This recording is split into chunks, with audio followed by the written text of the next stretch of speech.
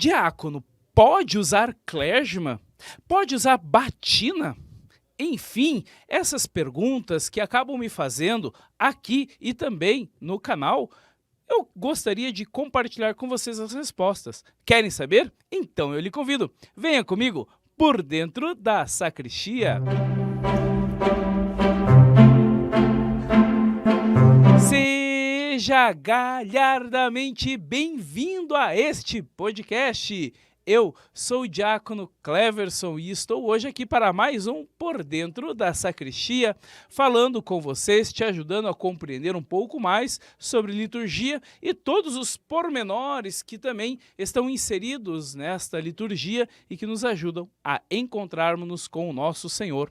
Aproveito e já faço um convite a você que nos acompanha. Deixe o seu like, se você ainda não é inscrito neste canal, inscreva-se neste canal e vá acompanhando todas as novidades que por aqui vão saindo. Aproveito para também dizer a vocês que é uma grande alegria tê-los aqui conosco nos acompanhando neste podcast. A pergunta que ultimamente tem me feito, inclusive é uma pergunta que veio do canal, do Por Dentro da Sacristia, é sobre o uso do clergyman. Este que eu uso constantemente, né? Este aqui com o branco, às vezes na camisa preta ou outra cor de camisa. O diácono pode usar, o diácono permanente pode usar. Esse questionamento é feito por quê? Porque as pessoas, ao olharem uma pessoa com uma camisa clerical, com o clergyman, vão associar ao padre. Mas vamos à origem da palavra, clergyman. Clergyman vem do inglês, quer dizer homem do clero.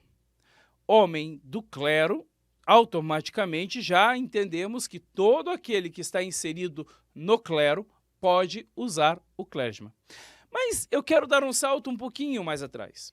Vamos entender a origem disso tudo. Os padres, os clérigos, por um todo, no seu processo formativo, recebem a batina. A batina, não sei se vocês lembram, é aquele hábito preto, geralmente preto, no clero secular pelo menos, ele é preto, e o homem do clero vai utilizar este hábito constantemente.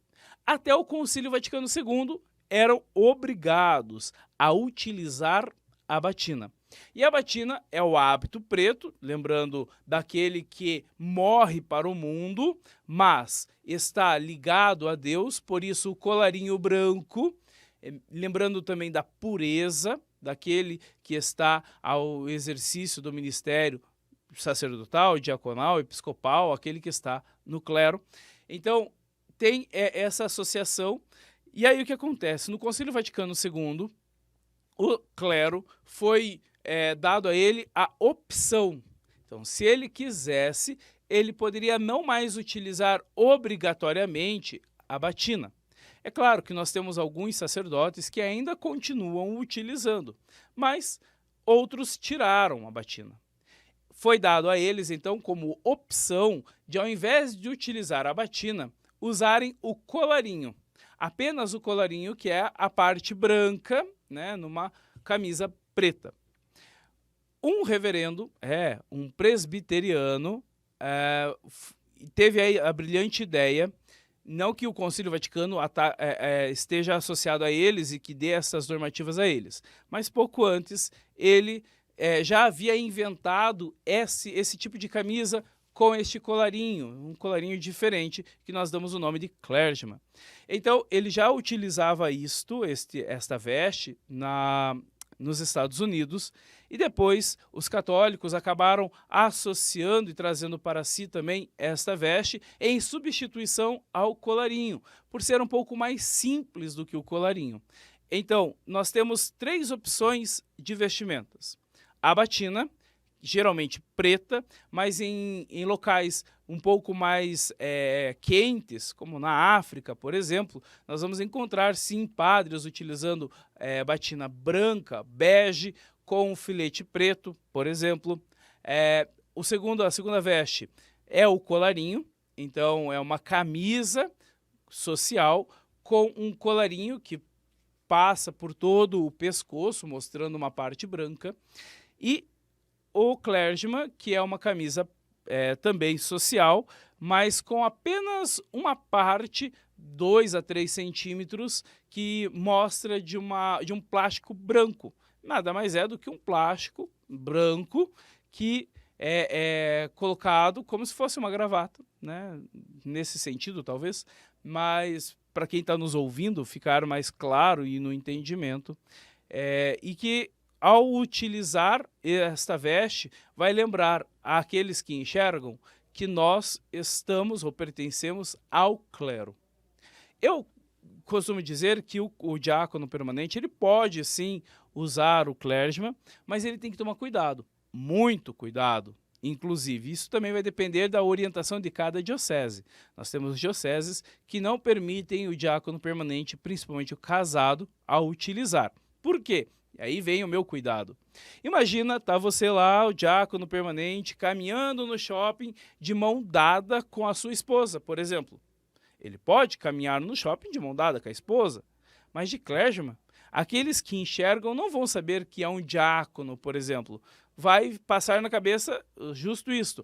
Um padre casado andando aqui no shopping, fica um escândalo. Então, para evitar esse tipo de escândalo, a gente costuma sugerir ao diácono permanente que evite usar clergyman, principalmente se estiver junto com a sua esposa, de mão dadas, enfim.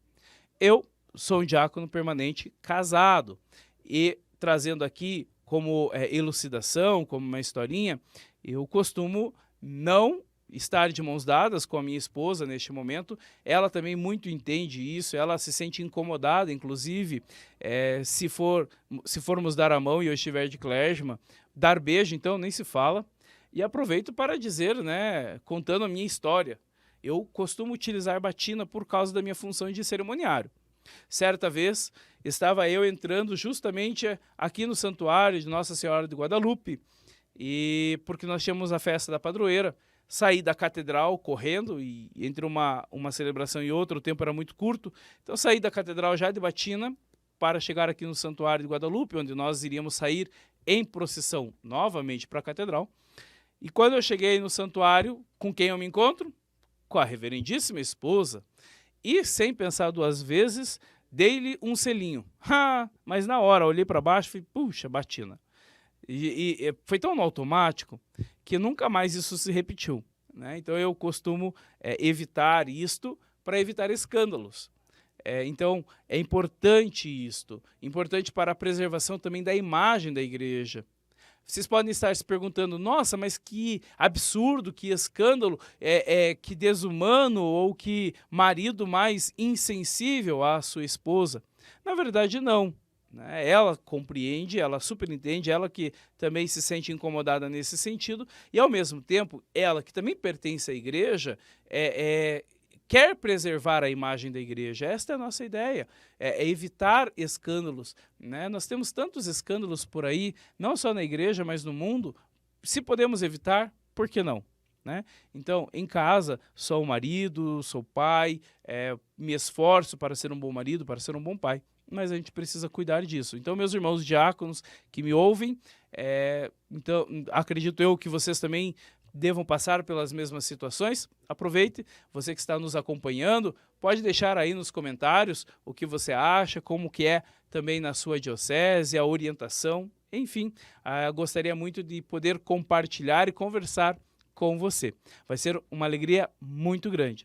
Inclusive, você que nos acompanha e quer entender um pouco mais sobre a diferença desses ministérios, diácono, padre, bispo, enfim, outras funções dentro da liturgia, eu lhe faço um convite. Eu tenho um curso de liturgia que explica muito mais aprofundado esta terminologia do grau da ordem, as funções que nós temos aí na igreja. Então eu vou deixar o link aqui para que você possa acessar, fazer parte deste curso, aproveitar deste curso, aprender um pouco mais e aprofundar-se ainda mais na liturgia. Vai ser muito bem-vindo e eu te espero lá do outro lado.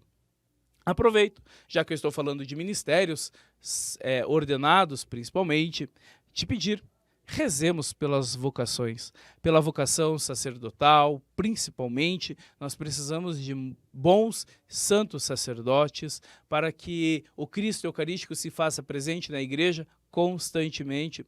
Precisamos de boas famílias, precisamos de leigos engajados na igreja. Então rezemos por todas as vocações, especificamente pela vocação que temos em nossa casa, que eles possam se tornar sensíveis ao chamado do Senhor e, ouvindo o chamado de Deus, possam responder positivamente a este chamado.